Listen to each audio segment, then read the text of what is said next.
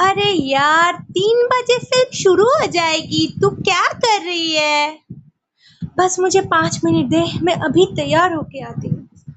अरे बहू, तुम तैयार होके कहाँ जा रही हो?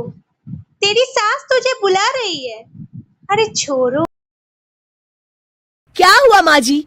मैंने आपको कितनी बार मना किया है कि मुझे जाते हुए टोका मत कीजिए। मैं फिल्म देखने जा रही हूँ। तू अभी चली जाएगी तो मेरे लिए खाना कौन बनाएगा बहू? सुबह से भूखी बैठी हूँ। अरे माँ जी, आप कौन सा घर का काम करती हो जो आपको भूख लगी है? अच्छा, मुझे देर हो रही है, चलना रीटा।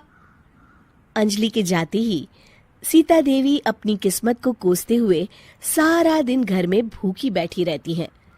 इस तरह अंजलि अपना बहू होने का कर्तव्य कभी नहीं निभाती थी। वहीं दूसरी तरफ अपनी सास के खाते से पैसे निकाल के अपने शौक पूरे करती थी। लेकिन सीता देवी इस उम्मीद पर थी कि एक दिन उसकी बहू सुधर जाएगी। फिर एक दिन सीता देवी की जुड़वा बहन गीता देवी वहां आती है। अपनी बहन को घर के काम करते हुए देख गीता देवी आग बबूला हो जाती है।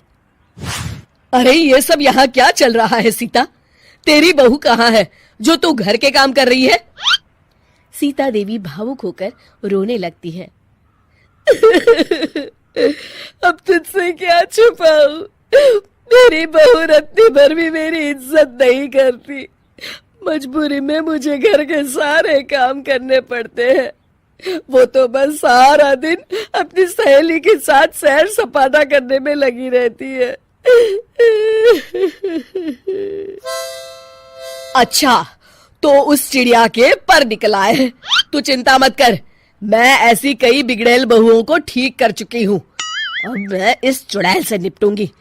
तू कुछ दिनों के लिए मेरे घर चली जा, मेरी बहू तेरी अच्छी देखभाल करेगी। फिर दोनों बहनें आपस में साड़ियां बदल लेती हैं और सीता देवी अपनी बहन के घर चली जाती हैं। देर रात अंजलि जब घर आती है तो अपने कमरे का नजारा देख उसकी आंखें फटी की फटी रह जाती है। हे राम, मेरे कमरे का एसी कहाँ चला गया? और मेरा 56 इंच का एलईडी टीवी कौन ले गया? अंजलि तहस के साथ अपनी सास के कमरे में जाती है। तभी वो देखती है कि उसके कमरे का एसी और टीवी उसकी सास के कमरे में लगा है और गीता देवी आराम से एसी की हवा खाते हुए सास बहू सीरियल का मजा ले रही है। अच्छा, तो ये सब इस बुढ़िया की कारस्तानी है। अभी इसे बताती हूँ। ये सब क्या है माँ जी? आपकी हिम्मत कैसे हुई मेरे सामान को हाथ लगाने की? क्यों बहू, ये सारा सामान तूने तेरे पिताजी के पैसों से खरीदा है क्या? है? लगता है तू भूल गई कि ये सारा सामान मेरे पैसों से आया है, इसलिए मैं अपनी सारी चीजें अपने कमरे में उठा लाई।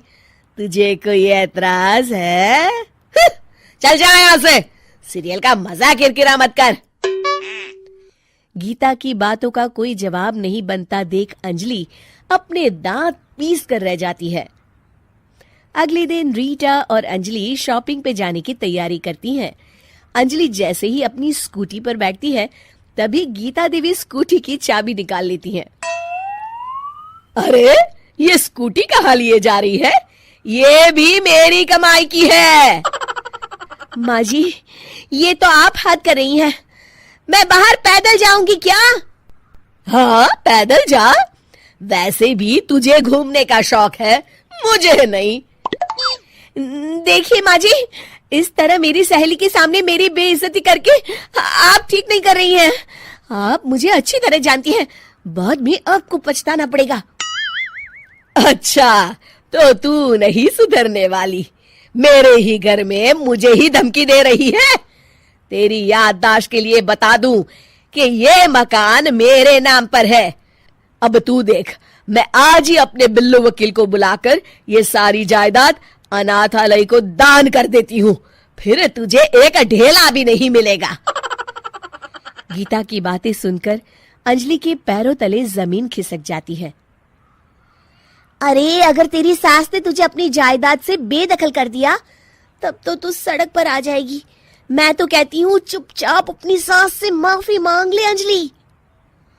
हाँ, तो बिल्कुल सही कहती है, मेरी सास का कोई भरोसा नहीं है। अरे नहीं नहीं माँ जी, ऐसा गजब मत करिए। आज के बाद मैं आपको कोई तकलीफ नहीं दूंगी और घर के सारे काम ना मैं ही कर लूंगी। मैं आपको एक अच्छी बहू बनकर दिखाऊंगी। कुछ दिनों के बाद, ये लीजिए माँ जी, आराम से गाजर का हलवा खाइए। खुशबू तो बहुत अच्छी है। हाँ माँ जी, वैसे मैंने सब काम कर लिया है, तो मैं आपके पैर दबा दूं, आप आराम से हलवा खाइए। इस तरह गीता देवी अंजलि को सही रास्ते पर ले आती हैं और सीता देवी वापस अपने घर में आकर रहने लगती हैं। Hey everyone, welcome back to the channel. First, hit that like button right now.